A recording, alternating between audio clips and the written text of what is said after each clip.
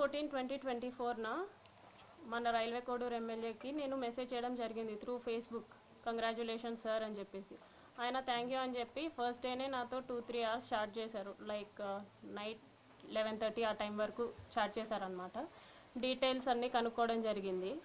ఆయన నువ్వేం చేస్తావు, ఎక్కడ ఉంటావు, పెళ్ళి అయిందా, పిల్లలు ఉన్నారా, హస్బెండ్ ఏం చేస్తాడు, ఈ డీటెయిల్స్ అన్నీ అడగడం జరిగింది. నేను చెప్పాను. లాస్ట్లో ఆయన ఫోన్ నెంబర్ ఇచ్చి నా ఫోన్ నెంబర్ తీసుకొని ఇక్కడ వద్దు టెలిగ్రామ్లో చాట్ చేద్దాము అనేసి చెప్పారు. సో నేను టెలిగ్రామ్లో మెసేజ్ చేశాను. 2 days బాగానే మాట్లాడారు నాతో, అంటే నార్మల్గానే మాట్లాడారు. అందరూ ఎలా ఫ్రెండ్లీగా మాట్లాడతారో అలాగే మాట్లాడారు. సో కంటిన్యూస్ చాటింగ్ అనమాట.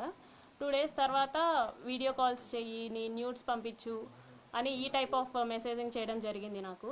సారీ సార్, నేను న్యూడ్స్ అయితే అట్లాగా పంపించలేను, వీడియో కాల్స్ కూడా నాకు కంఫర్టబుల్ కాదు అనేసి చెప్పాను అనమాట. నేను నా బాబు మాత్రమే ఉంటాం ఇంట్లో, నాకు ఒక కేర్ టేకర్ ఉంది. న్యూడ్స్ పంపించమని ఒక 3-4 days అడిగారు బాగా. నేను పంపను అనేసరికి కొంచెం బెదిరించడం లాంటివి చేశారనమాట. ఓకే న్యూడ్స్ పంపొద్దు, నేను నీతో మాట్లాడాలి, నన్ను పర్సన్గా మీట్ అవ్వు, ఇన్ పర్సన్లో మీట్ అవ్వు అని చెప్పేసి అన్నారు. ఎలా కుదురుతుంది సార్, నాకు అవ్వదు, నాకు మా బాబుతోనే ఉంటుంది రోజంతా, నాకు అవ్వదు అనేసి అన్నాను.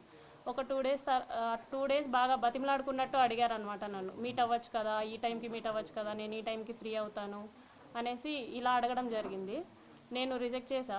ఆ తర్వాత కొంచెం ఆయన అధికారం చూపించడం లైక్ నేను రైల్వే కోడూరు ఎమ్మెల్యేని, నా కోడూరు ఇది ప్రస్తుతానికి, నువ్వు ఇక్కడే జాబ్ చేస్తున్నావు, నీ ట్రాన్స్ఫర్ కూడా నా చేతిలోనే ఉంటుంది, నీ ప్రమోషన్స్ కూడా నా చేతిలోనే ఉంటుంది అని ఈ టైప్ ఆఫ్ మాటలు మాట్లాడడం స్టార్ట్ చేశారనమాట. నాకు అర్థమైంది, సార్ మీరు ఎంత చెప్పినా సరే నేనైతే కలవడం జరగదు అనేసి నేను చెప్పాను. ఆయన ఫోర్స్ చేస్తూనే వచ్చారు. నేను ఈయనకి ఫోన్ కాల్స్లో మెసేజెస్లో చెప్పడం అర్థం కావట్లేదేమో అని చెప్పేసి నేను కలుస్తాను జూలై 9th కలిశాను. For the first time July 9th కలిశాను. ఆయన షెడ్యూల్ అంతా అయిపోయిన తర్వాత నైట్ 8 o'clock అలాగా వచ్చి నన్ను పిక్ చేసుకున్నారు. మా ఇంటి దగ్గర పిక్ చేసుకొని తీసుకెళ్లారు. రైల్వే కోడూరు నుంచి కడప రూట్ వెళ్దాం అనేసి అన్నారనమాట. Railway Koduru to Kadapa route 90 kilometers వస్తుంది, కడప వరకు 90 kilometers వస్తుంది. సో స్టార్ట్ అయ్యాము. మా బాబుతో మా కేర్ టేకర్ ఉంది. ఇన్ ద మీన్ వైల్లో ఆయన మళ్ళీ ఎందుకు కలవని అంటున్నావు, ఎందుకు మెసేజెస్కి అలా రెస్పాండ్ అవుతున్నావు, ఎందుకు అంత పొగరు చూపిస్తున్నావు అని చెప్పేసి ఈ మాటలు మాట్లాడారు. రాజంపేటకు వచ్చేసరికి రాజంపేట టు బాక్రాపేట మధ్యలో ఒక డార్క్ విల్లేజో మరి ప్లేసో నాకు ఐడియా లేదు, అక్కడ ఆపారనమాట. ఆపిన తర్వాత నేను ఎందుకు ఆపారండి అంటే, ఎందుకు నువ్వు నాతో సరిగ్గా ఉండట్లేదు, ఎందుకు నేను అడిగినవన్నీ చేయట్లేదు అని చెప్పేసి కాన్వర్జేషన్ స్టార్ట్ చేశారు. లేదండి నేనైతే ఆ టైప్ కాదు, నేను ఇక్కడ 5 years నుంచి ఉంటున్నాను, నేనైతే ఆ టైప్ కాదు, నేనేంటో నా జాబ్ ఏంటో అన్నట్టు ఉండేదాన్ని అనేసి నేను చెప్పాను. నువ్వు నాకు సెక్షువల్లీ కావాలి అనేసి ఆయన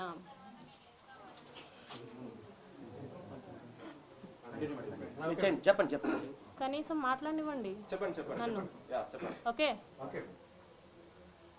సో ఆయన సెక్షువల్ సాటిస్ఫాక్షన్ కావాలి నాకు నీతో అనేసి అన్నారనమాట.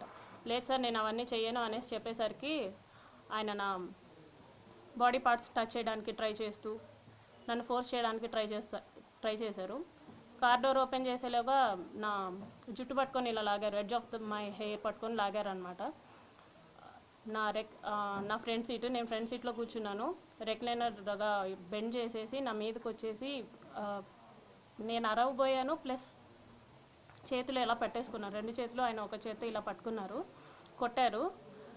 ఫోర్స్ఫుల్లీ నా ప్యాంట్ అది తీసేసి he force himself on to me for the first time. అయిపోయిన తర్వాత నేను భయపడిపోయి నేను వెనక్కి వెళ్ళిపోయాను. ఆ మధ్యలో నేను వెనక్కి వెళ్ళిపోయాను. ఆ సీట్ ఈ మిడిల్ ఆఫ్ ద సీట్ ఉంటుంది కదా, దాని నుంచి నేను వెనక్కి వెళ్ళిపోయి నేను వెనక్కి కూర్చున్నా. ఆయన డ్రైవ్ చేశారు, మా హోమ్కి డ్రైవ్ చేశారు. నేను దిగిపోతున్నప్పుడు చెప్పారనమాట, చాలా చాలా చేస్తున్నావు, ఇక నుంచి అట్లా చేయొద్దు, నువ్వు నా మాటే వినాలి, నేను చెప్పినట్టే చేయాలి, మీ హస్బెండ్ నిన్ను పట్టించుకోడేమో, నేను 1000 times ఎక్కువ పట్టించుకుంటాను నేను నిన్ను, సో నేను చెప్పినట్టే చెయ్యి, ఇది ఎవరికి లీక్ చేయొద్దు అని చెప్పేసి ఆ టోన్లో నాతో మాట్లాడారు. నేను దిగేశాను. For the first time on July 9th నేను కలవడం జరిగింది.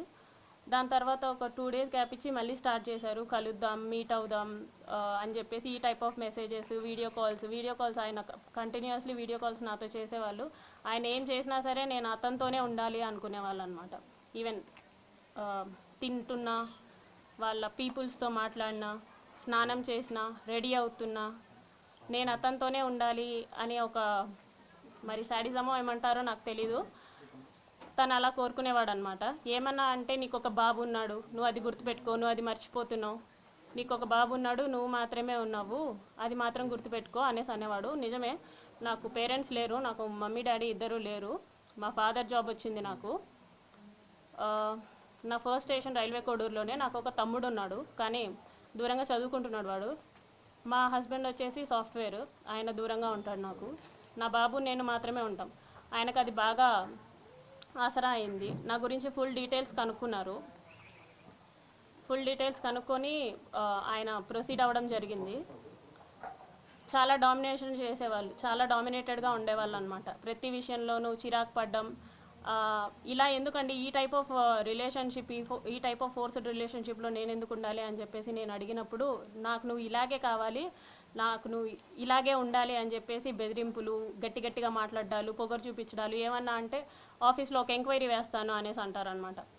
నువ్వేదో తీసుకున్నావు, నువ్వేదో బ్రైబ్ చేసావు అని చెప్పేసి వేస్తాను ఎంక్వైరీస్ అనేసి, నాకు ఆ రకంగాను, ప్లస్ నాకు ఫ్యామిలీ లేదు కాబట్టి ఈ రకంగానూ నన్ను భయపెట్టడం జరిగింది. So for the first time నేను ఆగస్ట్ ఎండింగ్లో నా ప్రెగ్నెన్సీ పాజిటివ్ అయింది. ఈ విషయం నేను అతనికి చెప్పాను అనమాట. నాకు ఇలా ప్రెగ్నెన్సీ పాజిటివ్ వచ్చింది, ఏం చేయమంటారు అనేసి అన్నాను.